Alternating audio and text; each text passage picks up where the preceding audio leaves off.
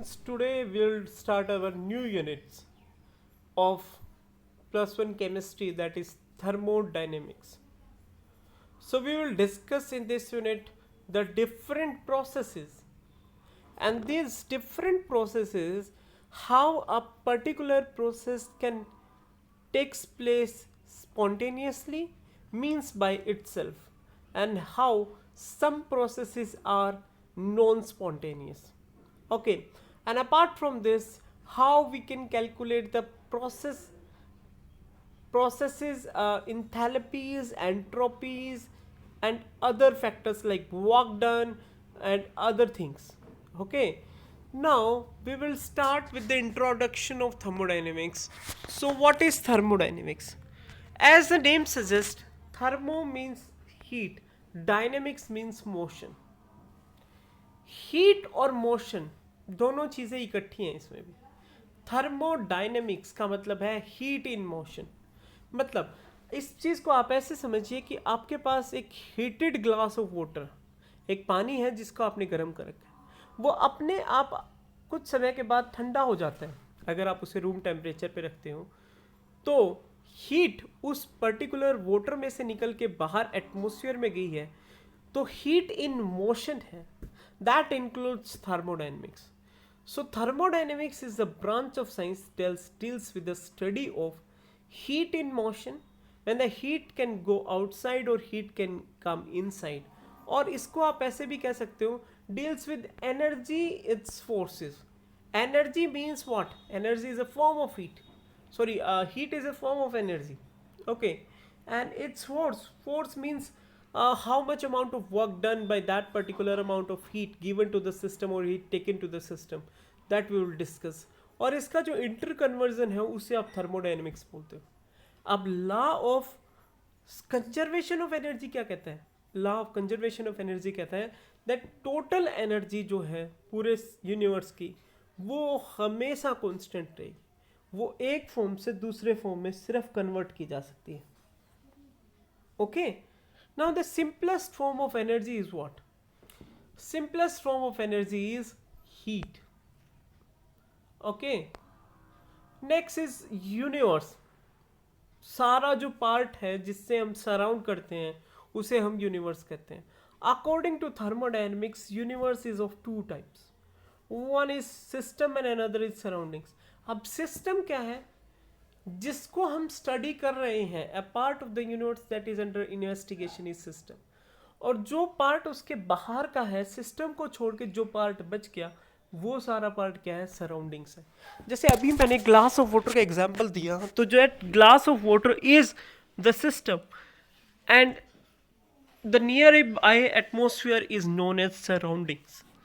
आप किसी भी पर्टिकुलर सिस्टम को या फिर किसी भी पर्टिकुलर चीज़ को जिसको आप स्टडी कर रहे हो, इन्वेस्टिगेट कर रहे हो for heat processes, is known as system, and the surroundings are the things that are left apart from that system is known as surroundings. Okay, we have three basic type of system. तीन type के system होते हैं भाई. सबसे पहला open system. Open system में क्या होता है? जैसे अगर आपने एक glass of water pre heated water रखा है, तो वो ओपन सिस्टम का काम कर रहा है. या फिर आपने एक कप ऑफ टी रखा है, वो भी ओपन सिस्टम का काम कर रहा है, क्योंकि वो सराउंडिंग्स के साथ क्या कर रहा है? मैटर और एनर्जी दोनों एक्सचेंज कर रहा है. अभी वो कैसे? जैसे अगर मैं वाटर को हीट करता हूँ से फॉर एग्जांपल, तो वाटर एवोपरेट हो जाता है. तो एवोपरेट होकर वाटर पार्टिकल जो है वो एटमोसफियर में चले जाते हैं, मतलब सराउंडिंग्स में चले जाते हैं. तो वो ट्रांसफर हो रही है अभी. अब जो मैं हीट सिस्टम को दे रहा हूँ, वो हीट आउटसाइड निकल भी रही है, और वो क्या है? सिस्टम टू सराउंडिंग जा रही है. तो दोनों चीज़ें जिस टाइम एनर्जी और मैटर एक्सचेंज होते हैं, तो उसे आप बोलते हो ओपन सिस्टम. क्लोज सिस्टम में सिर्फ एनर्जी ट्रांसफर होती है, आपका मैटर वापस आ जाता है. इसको आप अगेन ऐसे समझिए, आपने वाटर को हीट करा है किसी वेसल में और उसको क्लोज करके रखा हुआ, तो जितना एवोपरेट हो रहा था वाटर, उतना वापस कंडेंस हो जाएगा भाई, बाहर नहीं जाएगा. तो इसका मतलब क्या है कि इसमें सिर्फ क्या? एनर्जी हीट ट्रांसफर होती है, एक्सचेंज होती है. Cup of tea with lid, ये इसको आप सिंपली इसके ऊपर आपने कप ऑफ टी के ऊपर कुछ रख दिया है ढकने के लिए, नेक्स्ट, आइसोलेटेड सिस्टम। अब आइसोलेटेड सिस्टम क्या होता है अभी, जिसमें ना तो एनर्जी और ना ही मैटर सराउंडिंग के साथ क्या करते हैं, एक्सचेंज होते हैं, उसे आइसोलेटेड सिस्टम बोलते हैं अभी। अब एग्जाम्पल क्या है, जो टी हम यूज करते हैं थर्मस फ्लास्क में, थर्मस फ्लास्क में टी गर्म रहती है, क्यों, क्योंकि ना तो मैटर ट्रांसफर होता है ना ही एनर्जी ट्रांसफर होती है। अब स्टेट ऑफ अ सिस्टम का मतलब क्या है, स्टेट, स्टेट का मतलब है कि भाई किसी पर्टिकुलर सिस्टम की जो है वो स्टेट क्या है, मतलब क्या है इस चीज़ का, इसका मतलब है कि कंडीशंस क्या है जिस पे सिस्टम जो है वो डिस्क्राइब किया गया है। जैसे कंडीशंस कौन कौन सी भी, टेम्परेचर, प्रेशर और वॉल्यूम क्या है पर्टिकुलर सिस्टम के, उसको आप क्या बोलते हो, स्टेट ऑफ अ सिस्टम बोलते हो। Okay, next is state variable. जो स्टेट ऑफ अ सिस्टम पे डिपेंड करते हैं, particular state of this system पे, उससे आप बोलते हो स्टेट वेरिएबल्स। जैसे टेम्परेचर, प्रेशर और वॉल्यूम, जिनको आप चेंज कर सकते हो। अब स्टेट फंक्शंस क्या होते हैं, स्टेट फंक्शंस वो फंक्शंस है भाई जो फंक्शन आपके इनिशियल और फाइनल स्टेट पे डिपेंड करते हैं, वो पाथ फॉलोड पे डिपेंड नहीं करते। कैसे, जैसे अगर मैं बात करता हूँ कि आपने किसी पर्टिकुलर चीज़ को हीट करा, ओके, अब हीट करा किसी भी चीज़ को, आपने हीट करा 80 डिग्री सेल्सियस पे, आपने ओवन में हीट करा, आपने हीट करा उसे से फॉर एग्जांपल डायरेक्ट फ्लेम पे हीट करा, या फिर आपने उसे जो और चूल्हा होते हैं डोमेस्टिक चूल्हा उस पे हीट करा। तीनों चीज़ों पे अलग अलग हीट करने के बाद भी उसका जो टेम्परेचर है वो 80 डिग्री ही राइज हुआ है। वो इस चीज़ पे डिपेंड नहीं करता कि आपने किस पर्टिकुलर वे से या किस किस पर्टिकुलर पाथ से हीट करा है। इसको आप बोलते हो स्टेट फंक्शन, क्योंकि वो सिंपली टेम्परेचर इंक्रीज करने से मतलब है जो 80 डिग्री सेल्सियस तक रहेगा। तो दो प्रॉपर्टी इनिशियल और फाइनल स्टेट पे डिपेंड करती हैं और पाथ फॉलोड पे डिपेंड नहीं करती, उसे बोलते हैं स्टेट फंक्शन। इंथैल्पी इसका एग्जांपल है भाई, इंथैल्पी हम अलग से डिस्कस करेंगे। Next is macroscopic properties. अभी एक स्टेट फंक्शन के साथ जो दूसरा फंक्शन होता है वो है पाथ फंक्शन। अब पाथ फंक्शन क्या है, पाथ फंक्शन भी जैसे कि इन्होंने बताया कि स्टेट फंक्शन स्टेट पे डिपेंड करता है, वैसे ही पाथ फंक्शन पाथ पे डिपेंड करता है। इसको आप ऐसे समझिए कि आपको एक पर्टिकुलर फ्लोर से दूसरे फ्लोर तक जाना है, ओके, ग्राउंड फ्लोर से आपने फर्स्ट फ्लोर जाना है। अब उस पे जाने के आपके पास दो तरीके, एक तो आप लिफ्ट से जाएं, एक आप जाएं स्टेयर से। अगर आप लिफ्ट से जाते हैं तो आपका वर्क डन जो है वो डिफरेंट रहेगा as compare to when you go by stairs, okay. और सेम थिंग्स अगर आप एस्केलेटर से जाते हैं तब भी वर्क डन अलग रहेगा। सो इन तीनों सिचुएशंस में अलग अलग तरीके से अलग अलग वर्क डन आ रहा है। इसका मतलब जो वर्क डन है किसी भी प्रोसेस का वो पाथ पे डिपेंड करता है, भाई आप किस पर्टिकुलर वे से वर्क डन करा रहे हैं। तो वर्क डन जो है वो कैसा फंक्शन है, पाथ फंक्शन है। Next is macroscopic property. Macro means large, तो जो property large number of molecules की या फिर लार्ज नंबर ऑफ पार्टिकल्स की होती है उसे मैक्रोस्कोपिक प्रॉपर्टी बोलते हैं भाई। जैसे टेम्परेचर और प्रेशर हम मेजर करते हैं, वो पूरे के पूरे सिस्टम का, पूरे के पूरे जो आपके पास सिस्टम चाहे कितना भी बड़ा हो उसका हम कैलकुलेट करते हैं, उसे मैक्रोस्कोपिक प्रॉपर्टी बोलते हैं। अब मैक्रोस्कोपिक प्रॉपर्टी टू टाइप्स की होती हैं, one is extensive property, another is intensive property. अब एक्सटेंसिव प्रॉपर्टी भी वो प्रॉपर्टी है जो क्वांटिटी पे डिपेंड करती है। क्वांटिटी मतलब अगर मैंने 5 ग्राम लिया तो अलग रहेगी, 10 ग्राम लिया तो अलग रहेगी, 11 ग्राम लिया तो अलग रहेगी। The properties which depend upon quantity of matter in A system not on nature of substance. जो प्रॉपर्टीज क्वांटिटी पे डिपेंड करती हैं किसी भी सिस्टम के, नेचर पे डिपेंड नहीं करते एक सब्सटेंस के, तो उसे आप क्या बोलते हो, एक्सटेंसिव प्रॉपर्टी बोलते हो, ओके। जैसे मैं इंटरनल एनर्जी और इंथैल्पी की बात करता हूँ, ठीक है जी। सो इंटेंसिव प्रॉपर्टी क्या होती है, इंटेंसिव प्रॉपर्टी क्वांटिटी पे डिपेंड नहीं करती, वो सिर्फ डिपेंड करती है नेचर पे। जैसे आप टेम्परेचर और लीजिए, आपके पास क्या करा आपने, दो सब्सटेंस लिया, एक उसमें 100 ग्राम था भाई, आपने क्या करा उसको 50-50 ग्राम में डिवाइड कर दिया उस सब्सटेंस को। अब 50-50 ग्राम डिवाइड करने के बावजूद भी जो टेम्परेचर है सिस्टम का वो सेम ही रहेगा भाई। अगर वो 30 था तो 30 रहेगा। वो क्वांटिटी पे डिपेंड नहीं करता, वो डिपेंड करता है किस पे, वो डिपेंड करता है नेचर पे। ओके, तो उसको आप बोलते हो इंटेंसिव प्रॉपर्टी, जैसे पीएच, डेंसिटी और विस्कोसिटी। अगर आप बात करते हैं कि आपके पास एक विस्कस लिक्विड है और वो 50 ml है, और उस लिक्विड को आपने 10-10 ml के 5 पार्ट्स में डिवाइड कर दिया, आपको लगता है विस्कोसिटी चेंज होगी? नहीं होगी। अब भाई टू एक्सटेंसिव प्रॉपर्टीज का रेशियो हमेशा इंटेंसिव रहता है। इंटेंसिव कौन सी प्रॉपर्टीज हैं? जो नेचर पे डिपेंड करती हैं। तो कोई भी दो एक्सटेंसिव प्रॉपर्टी हो, एक्सटेंसिव प्रॉपर्टी कौन सी है भाई? जो अमाउंट पे डिपेंड करती हैं। अगर उनका रेशियो हम लेते हैं तो वो हमेशा क्या आएगा? इंटेंसिव प्रॉपर्टी आएगा। Okay, next is thermodynamics process.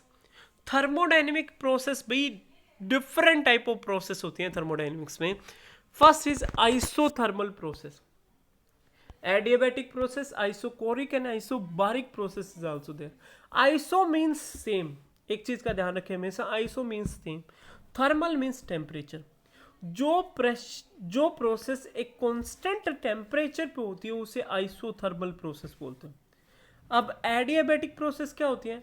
जो प्रोसेस में हीट चेंज नहीं होता, the process in which no heat change occur is known as adiabatic process। Isochoric process में क्या होती है? जो प्रोसेस एक कांस्टेंट वॉल्यूम पे होती है उसे आप क्या बोलते हो? आइसोकोरिक प्रोसेस बोलते हो। Isothermal means at constant temperature, adiabatic means there is no heat change, isochoric means there is a constant volume. Isobaric अभी मैंने बात किया, आइसोबारिक वो प्रोसेस है जो एक कांस्टेंट प्रेशर पे होती है। बार means the units of pressure. Isothermal भी सेम टेम्परेचर पे प्रोसेस होती है। एडियाबैटिक जिसमें कोई भी आपके हीट चेंजेस नहीं होता है। अब आप सोच रहे होगे हीट चेंज और आइसोथर्मल प्रोसेस तो सेम है, लेकिन ऐसा नहीं होता है। डिफरेंट सिस्टम्स डिफरेंटली बिहेव करते हैं, जिनमें टेम्परेचर चेंज तो हो जाता है लेकिन हीट चेंज नहीं होता। बहुत बारी बहुत माइन्यूट हीट चेंजेस होते हैं, उनको हम नेग्लेक्ट कर सकते हैं। सो एडियाबैटिक प्रोसेस वो प्रोसेस है जिस प्रोसेस में हीट चेंज नहीं हो रहा है। ओके, सो एंड आइसोबारिक कौन सी प्रोसेस है भाई? कांस्टेंट प्रेशर पे हो रही है process. Isochoric means the process at constant volume. अब रिवर्सिबल प्रोसेस क्या है? Reversible as the name suggest, reversed. किसी भी चीज को अगर हम रिवर्स कर सकें, किसी भी प्रोसेस को, तो जितने भी उसके अंदर कोई भी रिएक्शंस हो रही है उसको अगर हम रिवर्स कर सकें तो उसे रिवर्सिबल प्रोसेस बोलेंगे। और इरिवर्सिबल प्रोसेस क्या होती है? इरिवर्सिबल प्रोसेस वही प्रोसेस होती है जिसको एक पर्टिकुलर डायरेक्शन में ही होता है, और उसको हम रिवर्स उसी टाइम कर सकते हैं जिस टाइम हम उसे एक्सटर्नली कुछ और फोर्स या फिर कुछ और फॉर्म ऑफ एनर्जी प्रोवाइड करें। जैसे अगर मैं बात करता हूँ, मैंने हीट करा एक ग्लास ऑफ वाटर को, वो ग्लास ऑफ वाटर थोड़ी देर में कोल्ड हो गया भाई, ठंडा हो गया, रूम टेम्परेचर पे आ गया। अब ये पॉसिबल है कि रूम टेम्परेचर पे आने के बाद वो दोबारा हीट हो जाए? नहीं, क्योंकि वो प्रोसेस इरिवर्सिबल प्रोसेस है। जब तक हम उसे और फॉर्म ऑफ एनर्जी क्या है, हीट नहीं देंगे सिस्टम को, तब तक वो दोबारा उसी टेम्परेचर पे नहीं आएगा। Okay, now what is internal energy? Internal energy भी जितनी भी टाइप ऑफ एनर्जी एक सिस्टम की होती हैं, जैसे अगर उसकी काइनेटिक एनर्जी है, अगर उसकी पोटेंशियल एनर्जी है, ट्रांसलेशनल एनर्जी है, रोटेशनल एनर्जी है, वाइब्रेशनल एनर्जी है, जो भी एनर्जी है, उन सारे टाइप की एनर्जीज को इकट्ठा मिला के कलेक्टिवली टोटल एनर्जी जो है उसे हम इंटरनल एनर्जी बोलते हैं। अब इंटरनल एनर्जी ऑफ सिस्टम को कैलकुलेट करना बहुत डिफिकल्ट है क्योंकि बहुत सारी एनर्जीज इन्वॉल्व होती हैं। इसीलिए हमेशा हम इंटरनल एनर्जी चेंज की बात करते हैं। इनिशियली हम कंसिडर करते हैं कि कुछ ना कुछ अमाउंट ऑफ एनर्जी है जिसको हम एग्जैक्टली नहीं कैलकुलेट कर पा रहे, लेकिन अगर हम चेंज की बात करेंगे तो change from initial state to final state हम कंसिडर करेंगे। Okay, so internal energy is the sum of total energy possessed by the system. ठीक है, उसको आप इंटरनल एनर्जी बोलते हो। इसको हम यू से डिनोट करेंगे, ये स्टेट फंक्शन होता है अभी। स्टेट मीन्स इनिशियल और फाइनल स्टेट पे डिपेंड करता है। मीन्स अगर आपने किसी सिस्टम की इंटरनल एनर्जी को चेंज करा है, किसी भी तरीके से करो, वो चेंज जो है वो रहेगा, उस चीज़ पे डिपेंड नहीं करता कि आपने किस पाथ से चेंज करा है। It is always a state function. और ये एक्सटेंसिव प्रॉपर्टी है भाई। एक्सटेंसिव प्रॉपर्टी क्या होती है? जो अमाउंट पे डिपेंड करती हैं, और इंटेंसिव प्रॉपर्टी नेचर पे डिपेंड करती हैं, जैसे टेम्परेचर। अब इंटरनल एनर्जी, अगर आपके पास कोई रिएक्शन है ए टू बी, और रिएक्टेंट की इंटरनल एनर्जी आर है और प्रोडक्ट की पी है, so U internal energy is equal to change in product minus reactant. Okay, अगर आपके पास प्रोडक्ट की एनर्जी रिएक्टेंट की एनर्जी से ज़्यादा है तो यू पॉजिटिव रहेगा, अगर रिएक्टेंट की एनर्जी ज़्यादा है तो यू नेगेटिव रहेगा। Okay, so this is the way of calculation of internal energy. Now internal energy को आप कैसे चेंज कर सकते हो किसी भी सिस्टम की? दो तरीके हैं भाई इंटरनल एनर्जी को चेंज करने के। फर्स्ट इज बाय हीट और बाय वर्क। चाहे तो आप वर्क डन करा दो या फिर हीट दे दो सिस्टम को।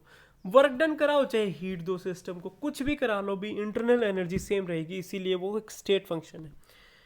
Heat, if we supply heat to the system, अगर हम हीट दे रहे हैं सिस्टम को तो इंटरनल एनर्जी और हीट जो है वो क्या रहेगी? पॉजिटिव रहेगी। अगर हम हीट ले रहे हैं सिस्टम से तो हीट क्या रहेगी? नेगेटिव रहेगी, हीट रिलीज हो रही होगी। अब इंटरनल एनर्जी, वर्क डन किसके बराबर होता है भाई? Force into displacement. अब फोर्स और work done is equal to या फोर्स इनटू डिस्प्लेसमेंट ds आएगा भी। और ये जो है आपके पास इंटेंसिव प्रॉपर्टी होता है। Intensive property means what? ये कौन सा फंक्शन होता है भाई? पाथ फंक्शन होता है। Work done on the system positive है। अगर हम बाहर से सराउंडिंग से कुछ वर्क कर रहे हैं सिस्टम पे, कुछ ना कुछ सिस्टम को दे रहे हैं तो पॉजिटिव रहेगा। अगर work done by the system है, अगर सिस्टम हमें अपने आप से कुछ दे रहा है, बाय द सिस्टम वर्क हो रहा है, तो उसे हम नेगेटिव वर्क डन बोलते हैं। Now let us consider for example, water एक रूम टेम्परेचर पे, नॉर्मल टेम्परेचर पे कंटेनर में रखा हुआ है जो कि क्लोज कंटेनर है। अब हम let us start churning the water with paddle. Churning मतलब होता है भाई हम उसे घुमाना शुरू कर देते हैं एक पैडल के साथ। हमें दिखता है कि वाटर जो है हीट हो जाता है। क्यों? क्योंकि हमने कुछ ना कुछ amount of mechanical work done करा है। अब मैकेनिकल वर्क डन करने से उसे कुछ ना कुछ अमाउंट ऑफ इंटरनल एनर्जी मिली और internal energy in the form of heat appear हुई। Similarly we can do electric work also. दोनों ही केस में टोटल एनर्जी चेंज और टेम्परेचर चेंज सेम है, irrespective the nature of mechanical work. इस चीज़ से फ़र्क नहीं पड़ता कि हमने मैकेनिकल वर्क कैसे करा है, पेडल से करा है या फिर इलेक्ट्रिसिटी से करा है। दोनों ही केसेस में हमारे पास टोटल इंटरनल एनर्जी चेंज जो है वो सेम है। In case of gases, mechanical work is given by or name as pressure volume work. क्योंकि भाई हमने अभी स्टेट ऑफ मैटर में डिस्कस करा the ideal gas equation PV is equal to nRT. Consider a cylinder containing gas and fitted with frictionless piston. अगर हमारे पास कोई cylinder है जिसमें फ्रिक्शनलेस पिस्टन, अब इसका क्या यूज़ है भाई? अब फ्रिक्शनलेस पिस्टन जो फ्रिक्शन प्रोड्यूस हो रहा है उसकी वजह से जो लॉस ऑफ हीट हो रहा है या फिर लॉस ऑफ एनर्जी हो रहा है उसको प्रिवेंट करेगा। Okay, now we think that we have a volume V और हमने गैस डाली हुई है भी सिलेंडर के अंदर और हमने पिस्टन को मूव करा है by a distance dl। Volume change जो हुआ वो dV हुआ है। अब pressure force per unit area, तो फोर्स किसके बराबर होता है? Pressure into area. वर्क किसके बराबर होता है भी? Force into displacement. Force into displacement, displacement आपके पास किसके बराबर है? That is A into DL। Okay, P into V। अब P इंटू V मतलब P into change in volume, and that change in volume is for what? Change in volume for compression. Work done is equal to minus PdV for gases. By convention we put negative. Convention का मतलब क्या होता है, bye the system work done on the system positive रहेगा, bye the system negative रहेगा। अब compression में क्या होता है, कंप्रेशन में आपका इनिशियल वॉल्यूम ज़्यादा रहता है फाइनल वॉल्यूम से, तो वर्क डन कैसा आता है, पॉजिटिव। और एक्सपेंशन में इनिशियल वॉल्यूम क्या रहता है, कम रहता है, फाइनल वॉल्यूम ज़्यादा रहता है, तो वर्क डन नेगेटिव आएगा। ओके, अब इसमें भी एक ये फॉर्मूला लिखा हुआ है, delta U is equal to Q plus W, that we will discuss in our next lecture, because that particular formula includes first law of thermodynamics, that is law of conservation of energy। अब heat के units क्या होते हैं, heat के units होते हैं भाई calories. अब एक कैलोरी कितनी होती है आपको पता हो, दैट कैलोरी हम कई बार कहते हैं कि हमने इतनी कैलोरीज बर्न कर दी। इतनी कैलोरीज बर्न करने का मतलब ये है कि हमने जो हमारे फूड से इनटेक करके जो अमाउंट ऑफ एनर्जी मिली वो कैलोरीज के फॉर्म में मिली, and that energy we used and that can consume in the form of calories. So एक कैलोरी होती क्या है, एक कैलोरी होती है कि amount of heat required to raise the temperature of a substance by 1 degree Celsius. इसको heat capacity भी बोलते हैं भाई। और एक कैलोरी में इतना अमाउंट ऑफ एनर्जी होती है, कितनी, 4.184 जूल। ओके, और एक जूल 0.2390 कैलोरीज के बराबर होता है।